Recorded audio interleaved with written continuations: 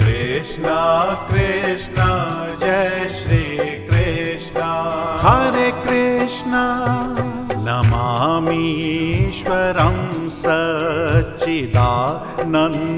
सच्चिदानन्दरूपं लसत्कुण्डलं गोकुले भ्राजमानं यशोदाभियो लोक लाद्वावमानं परार्मष्टमत्यं ततो द्रोत्य गोप्या नमामीश्वरं सच्चिदानन्दरूपं लसत्कुण्डलं गोकुले भ्राजमानं यशोदाभियो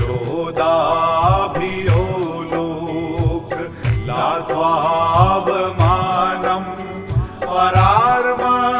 परार्मष्टमत्यं ततो द्रोत्य गोप्या रुदन्तं मुहुर्नेत्र युग्मं व्रजन्तं कराम्भोजयुग्मेन सान्तङ्कनेत्रं मुहुश्वासकम्प त्रिरेखाङ्ककण्ठ स्थितग्रीवं दामोदरं भक्तिबद्धं रुदन्तं मुहुर्नेत्र युग्मं व्रजन्तं कराम्भोजयुग्मेन सान्तङ्कनेत्रं मुहुश्वासकम्प त्रिरेखाङ्ककण्ठ स्थितग्रीवं दामोदरं भक्तिबद्धम् इति दक्षस्वलीला भिरान्दकुण्डे स्वघोषं निमज्जन्तम् आख्यापयन्तं तदीयेषितगेषु भक्तिर्जितत्वं पुनः प्रेमतस्तं शताव्रति वन्दे इति दक्षस्वलीला भिरान्दकुण्डे स्वघोषं निमज्जन्तम् आख्यापयन्तं तदीयेषितगेषु भक्तिर्जितत्वं पुनः प्रेमतस्तं शताव्रति वन्दे वरं देवमोक्षं न मोक्षावधिं वा न चान्यं प्रणेहं वरेशादपीह इदं ते वपुर्नाथ गोपालबालं सदा मे मनसा विरास्तां किमन्ये वरं देवमोक्षं न मोक्षावधिं वा न चान्यं प्रणेहं वरेशादपीह इदं ते वपुर्नाथ गोपालबालं सदा मे मनसा विरास्तां किमन्ये इदं ते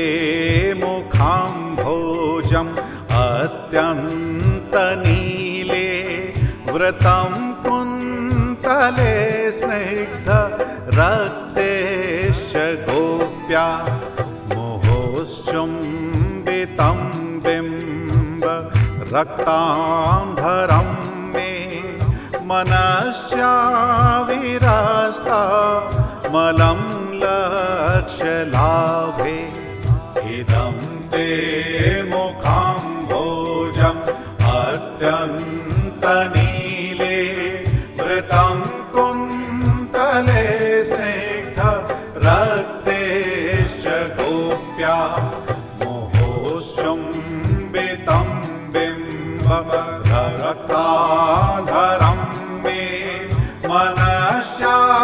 विरास्ता मलं लक्ष्यलाभे नमो देवदामोदरानन्त विष्णो प्रभो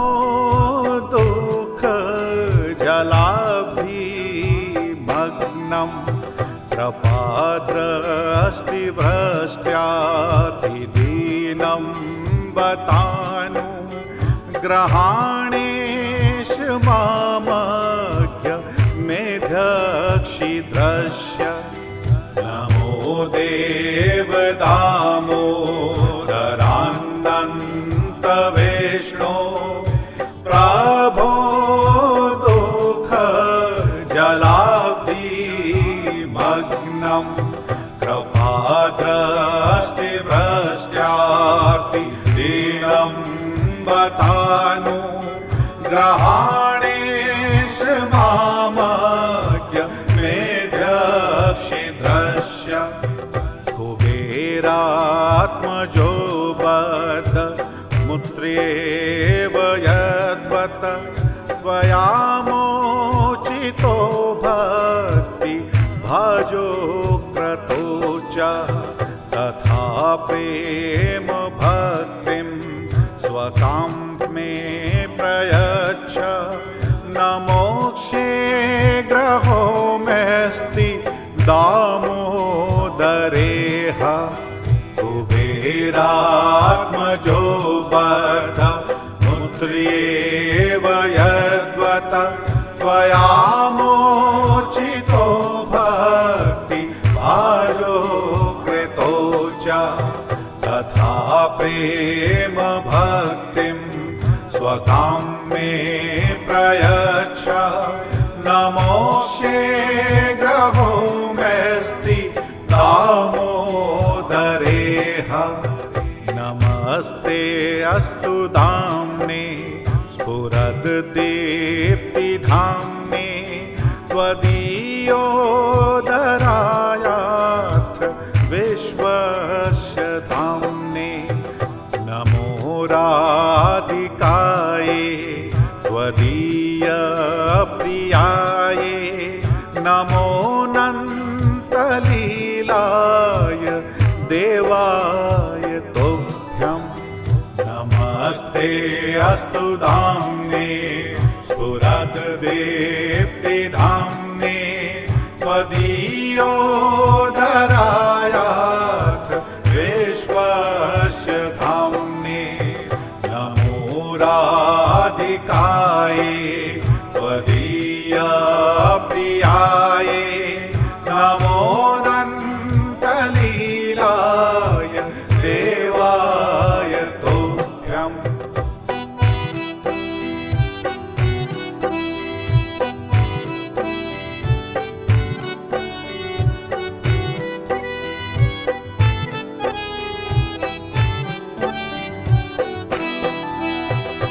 कृष्ण कृष्ण जय श्री कृष्ण हरे कृष्ण कृष्ण कृष्ण जय श्री कृष्ण हरे कृष्ण नमामीश्वरं सच्चिदानन्दरूपं लसत्कुण्डलं गोकुले भ्राजमानं यशोदाभियो लोक लाद्वावमानं परार्मष्टमत्यं ततो द्रोत्य गोप्या नमामीश्वरं सच्चिदानन्दरूपं लसत्कुण्डलं गोकुले भ्राजमानं यशोदाभियो लोक लाद्वावमानं परार्मष्टमत्यं ततो द्रोत्य गोप्या रुदन्तं मुहुर्नेत्र युग्मं व्रजन्तं कराम्भोजयुग्मे शान्तङ्कनेत्रं मुहुश्वासकम्प त्रिरेखाङ्ककण्ठ स्थितग्रीवं दामोदरं भक्तिबद्धं रुदन्तं मुहुर्नेत्रयुग्मं व्रजन्तं कराम्भोजयुग्मेन शान्तङ्कनेत्रं मुहुश्वासकम्प त्रिरेखाङ्ककण्ठ स्थितग्रीवं दामोदरं भक्तिबद्धम् इति दक्षस्वलीला भिरान्दकुण्डे स्वघोषं निमज्जन्तम् आख्यापयन्तं तदीयेषितगेषु भक्तिर्जितत्वं पुनः प्रेमतस्तं शताव्रतिवन्दे इति दक्षस्वलीला भिरान्दकुण्डे स्वघोषं निमज्जन्तम् आख्यापयन्तं तदीयेषितगेषु भक्तिर्जितत्वं पुनः प्रेमतस्तं शताव्रतिवन्दे वरं देवमोक्षं न मोक्षावधिं वा न चान्यं वृणेऽहं वरेशादपीह इदं ते वपुर्नाथ गोपालबालं सदा मे मनसा विरास्तां किमन्ये वरं देवमोक्षं न मोक्षावधिं वा न चान्यं वृणेऽहं वरेशादपीह इदं ते वपुर्नाथ गोपालबालं सदा मे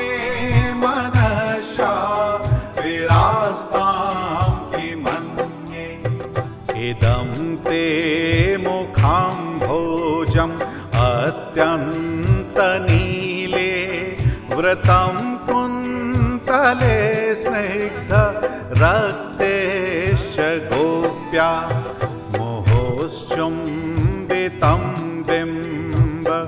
रक्तांधरं मे मनस्या विरस्ता मलं लक्ष्यलाभे इदं ते मुखाम्भोजम् अत्यन्तनीले वृतं कुन्तले स्निग्ध रक्तेश्च गोप्या मुहुश्चुम्बितं बिम्बं रक्ताधरं मे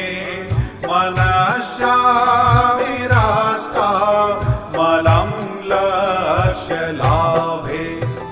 नमो देवदामोदरानन्त विष्णो प्रभो दुःखजलाभिमग्नं कृपादृष्टिवृष्ट्यातिदीनं बतानु ग्रहाणेश मामज्ञ मेधक्षिद्रस्य नमो देवदामोदरानन्त विष्णो प्रभो दुःखजलाभिमग्नं कृपादृष्टिवृष्ट्यातिदीनं बतानु ग्रहाणेश मामज्ञ मेढक्षि शीघ्रस्य कुबेरात्मजो बद्ध मुत्र्येव यद्वत् त्वया मोचितो भक्ति भाजो क्रतो च तथा प्रेम भक्तिं स्वकां मे प्रयच्छ न मोक्षे ग्रहो मेऽस्ति दामोदरेह कुबेरात्मजो बद्ध मुत्र्येव यद्वत् त्वया मोचितो भक्ति भाजो कृतो च तथा प्रेम भक्तिं स्वकां मे प्रयच्छ न मोक्षे ग्रहो मेऽस्ति दामोदरेह नमस्ते अस्तु धाम्ने स्फुरद्दीप्तिधाम्ने त्वदीयोदरायात् विश्वस्य धाम्ने नमो राधिकाये त्वदीयप्रियाये नमो नन्तलीलाय देवाय तुभ्यं नमस्ते अस्तु धाम्ने स्फुरद्दीप्तिधाम्ने त्वदीयोदरायात् विश्वस्य धाम्ने नमो राधिकाये त्वदीयप्रियाये नमो नन्तलीलाय देवाय तुभ्यम्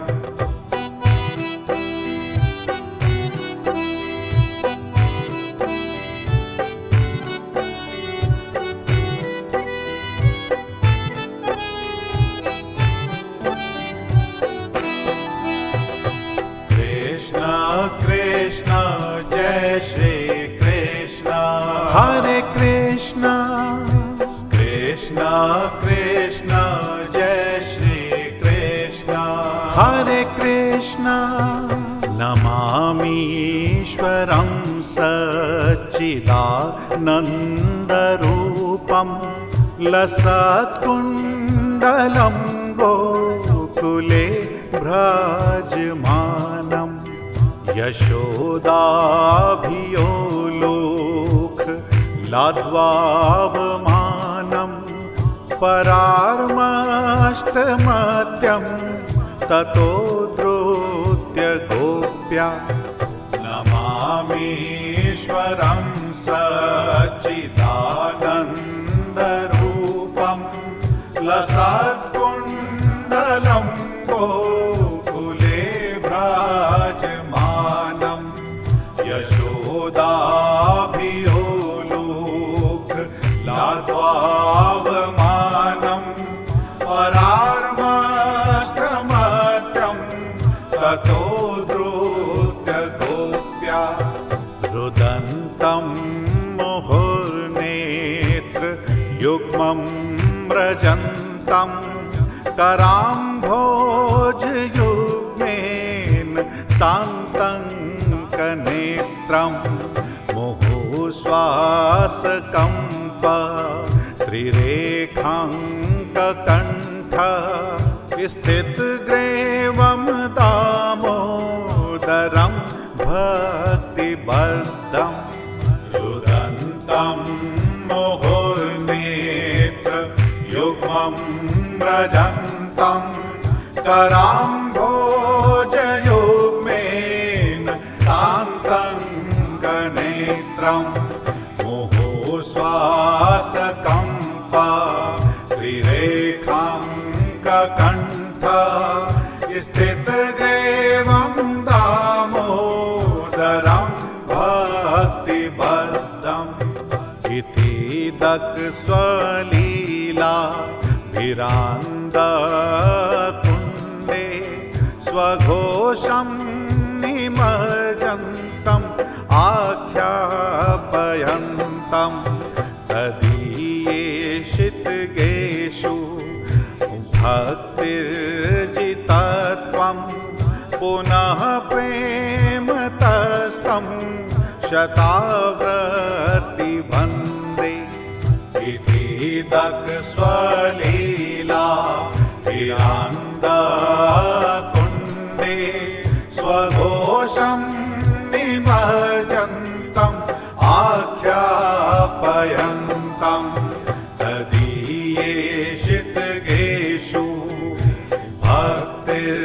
भक्तिर्जितत्वं पुनः प्रेमतस्तं शताव्रति वन्दे वरं देवमोक्षं न मोक्षावधिं वा न चान्यं प्रणेहं वरेशादपीह इदं तेव पुरनाथ गोपालबालं सदा मे मनसा विरास्तां किमन्ये वरं देवमोक्षं न मोक्षावधिं वा न चान्यं प्रणेहं वरेशादपीह इदं तेव पुरनाथ गोपालबालं सदा मे मनसा विरास्तां किमन्ये इदं ते मुखाम्भोजम् अत्यन्तनीले व्रतं कुन्तले स्निग्ध रक्तेश्च गोप्या मुहुश्चुम्बितं बिम्ब रक्ताम्बरं मे मनस्या विरस्ता मलं लक्ष्यलाभे इदं ते मुखाम्भोजम् अत्यन्तनीले वृतं कुन्तले स्निग्ध रक्तेश्च गोप्या मुहुश्चुम्बितं बिम्बं रक्ताधरं मे मनस्या विरस्ता मलं लक्ष्यलाभे नमो देवदामोदरानन्त विष्णो प्रभो दुःखजलाभिमग्नं कृपादृष्टिभ्रष्ट्यातिदीनं बतानु ग्रहाणेश मामज्ञ मेध्यक्षिद्रश्य नमो देवदामोदरानन्त विष्णो प्रभो दुःखजलाभिमग्नं कृपादृष्टिभ्रष्ट्यातिदीनं बतानु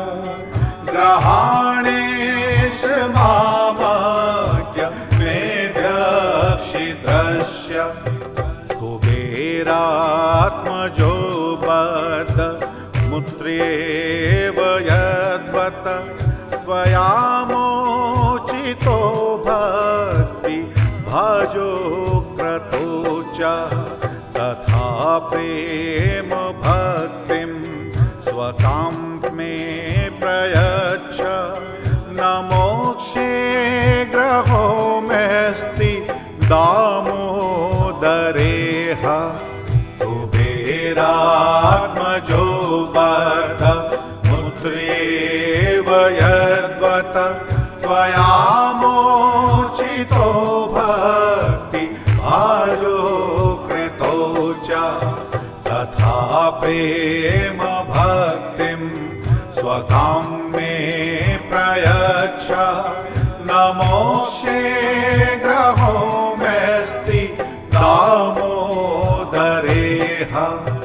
न नमस्ते अस्तु धाम्ने स्फुरद्दीप्तिधाम्ने त्वदीयोदरायात् विश्वस्य धाम्ने नमो राधिकायै त्वदीयप्रियायै नमो नन्तलीलाय देवाय तुभ्यं नमस्ते अस्तु धाम्ने स्फुरद्दीप्तिधाम्ने त्वदीयोदरायात् विश्वस्य धाम्ने नमो राधिकायै त्वदीयप्रियायै नमो नन्तलीलाय देवाय तुभ्यम्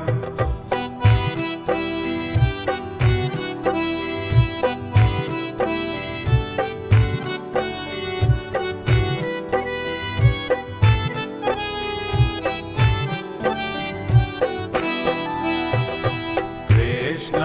कृष्ण जय श्री कृष्ण हरे कृष्ण कृष्ण कृष्ण जय श्री कृष्ण हरे कृष्ण नमामीश्वरं सच्चिदानन्दरूपं लसत्कुण्डलं गोकुले भ्राजमानं यशोदाभियोलोक लाद्वावमानं परार्मष्टमत्यं ततो द्रोत्य गोप्या नमामीश्वरं सच्चिदानन्दरूपं लसत्कुण्डलं गोकुले भ्राजमानं यशोदाभियोलोक लाद्वावमानं परार्मष्टमत्यं ततो द्रोत्य गोप्या रुदन्तं मुहुर्नेत्र युग्मं व्रजन्तं कराम्भोजयुग्मेन सान्तं कनेत्रं मुहुश्वासकम्प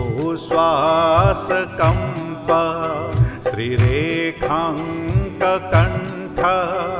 स्थितग्रीवं दामोदरं भक्तिबद्धं रुदन्तं मुहुर्नेत्र युग्मं व्रजन्तं कराम्भोजयुग्मेन सान्तं कनेत्रं मुहुश्वासकम्प त्रिरेखाङ्ककण्ठ स्थितग्रीवं दामोदरं भक्तिबद्धम् इति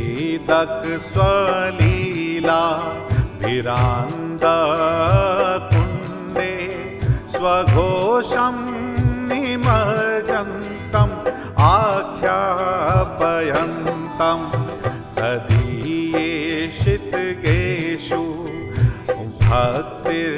भक्तिर्जितत्वं पुनः प्रेमतस्तं शताव्रतिवन्दे इति दक्षस्वलीलाभिरान्दकुण्डे स्वघोषं निमज्जन्तम् आख्यापयन्तं तदीयेषितगेषु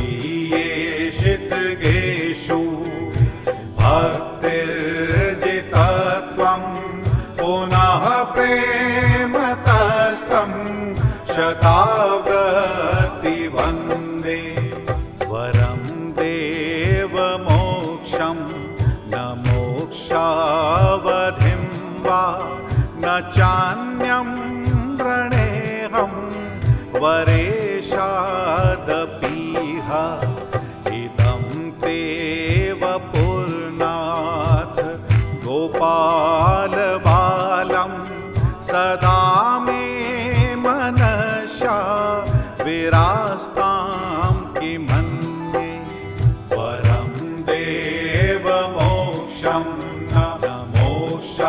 लीलावधिं वा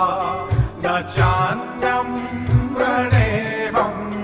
वरेशादपीह इदं तेव पूर्णाथ गोपालबालं सदा मे मनसा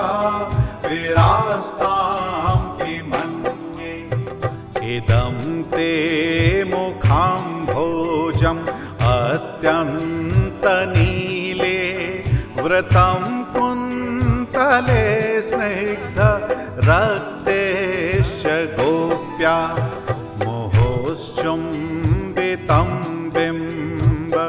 रक्तांधरं मे मनश्चाविरस्ता मलं लक्ष्यलाभे इदं ते मुखाम्भोजम् अत्यन्तनीले वृतं कुन्तले स्निग्ध रक्तेश्च गोप्या मुहुश्चुम्बितं बिम्ब रक्ताधरं मे मनश्चाविरस्ता मलं लक्ष्यलाभे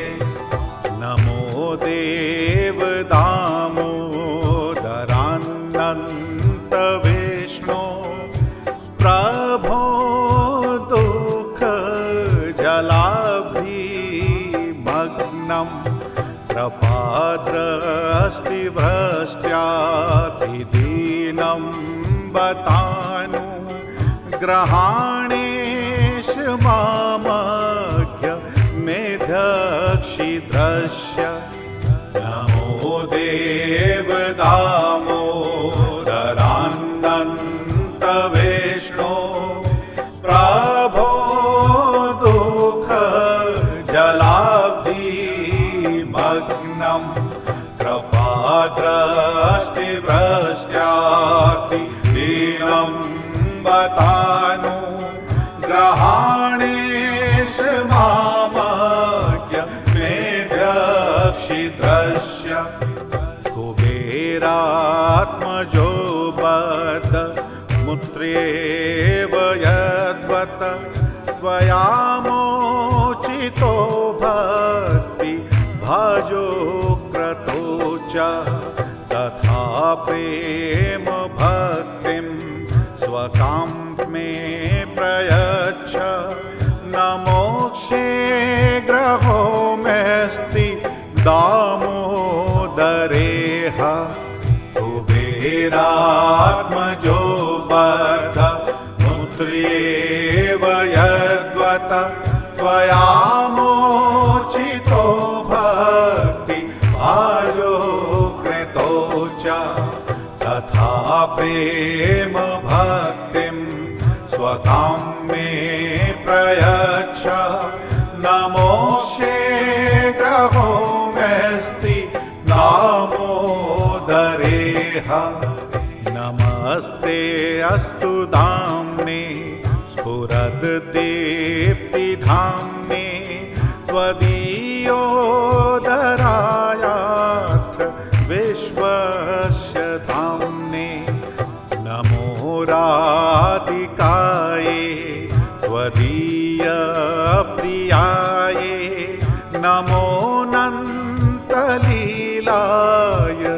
देवाय तुभ्यं नमस्ते अस्तु धाम्ने स्फुरद्दीप्तिधाम्ने त्वदीयोदरायाथ विश्वस्य धाम्ने नमो राधिकाये त्वदीयप्रियाये नमो नन्तलीलाय देवाय तुभ्यम्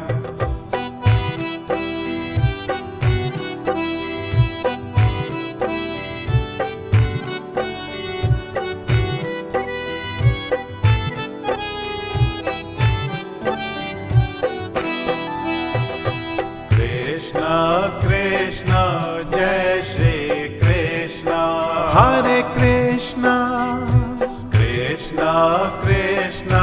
जय श्री कृष्ण हरे कृष्ण नमामीश्वरं सच्चिदानन्दरूपं लसत्कुण्डलं गोकुले भ्राजमानं यशोदाभियो लोक लाद्वावमानं परार्मष्टमत्यं ततो द्रोत्य गोप्या नमामीश्वरं सच्चिदानन्दरूपं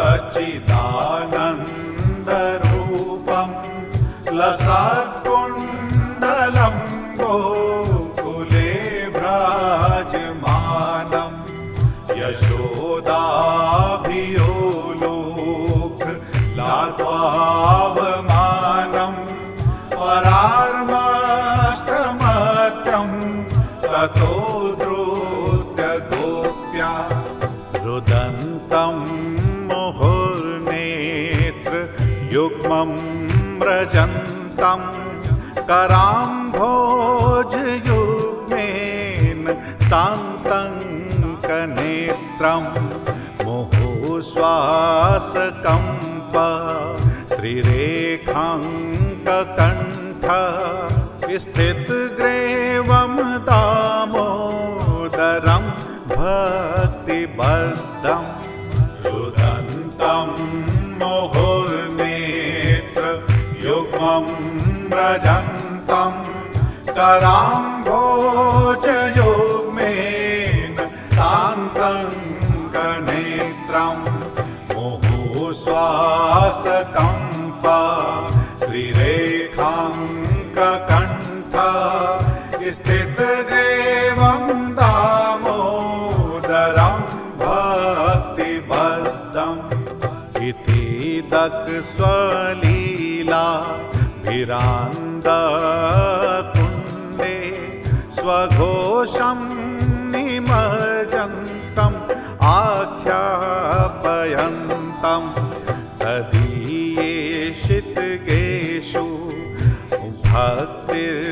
भक्तिर्जितत्वं पुनः प्रेमतस्तं शताव्रतिवन्दे इति दक्षस्वलीलाभिरान्दकुण्डे स्वघोषं निमज्जन्तम् आख्यापयन्तं तदीयेषितगेषु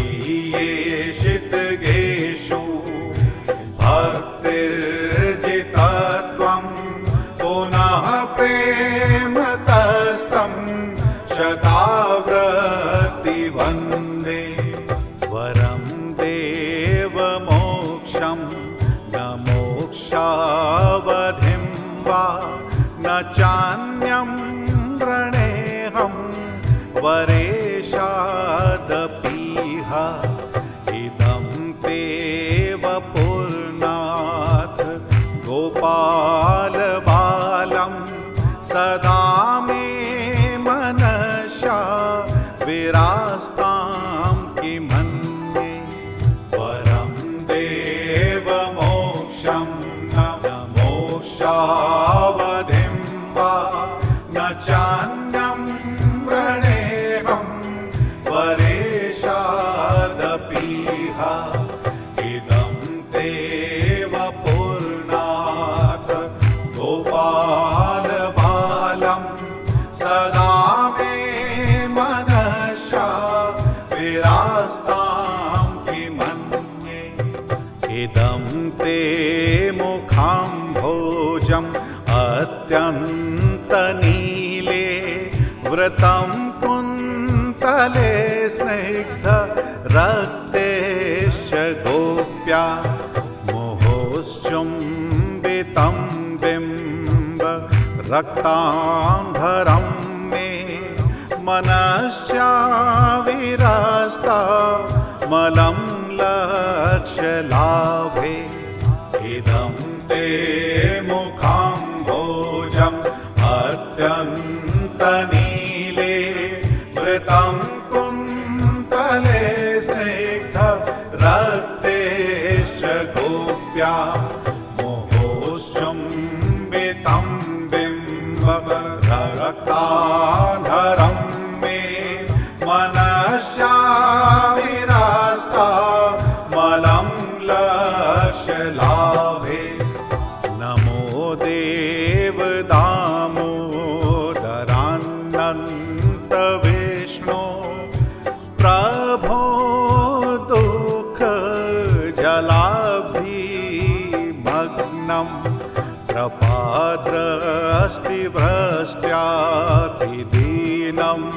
बतानु ग्रहाणेश मामज्ञ मेधक्षिद्रस्य नमो देवदामोदरानन्त विष्णो प्रभो दुःख जलाब्धिमग्नं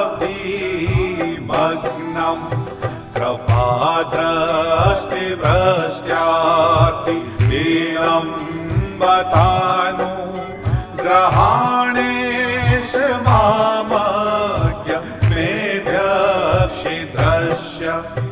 कुबेरात्मजो बद्ध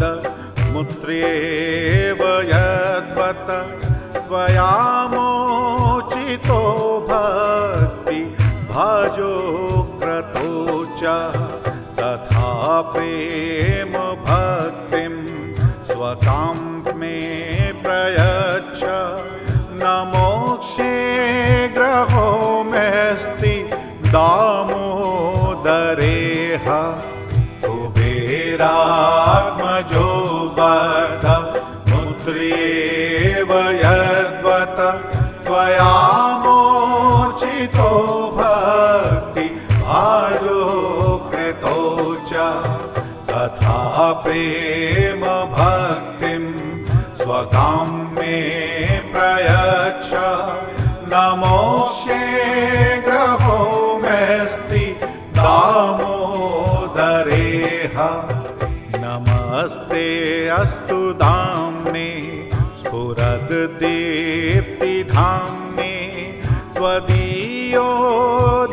त्वदीयोदरायाथ विश्वस्य धाम्ने नमो राधिकाये त्वदीयप्रियाये नमो नन्तलीलाय देवाय तुभ्यं नमस्ते अस्तु धाम्ने स्फुरद्दीप्तिधाम्ने त्वदीयोदरायाथ विश्वस्य धाम्ने नमो राधिकाये त्वदीयप्रियाये नमो नन्तलीलाय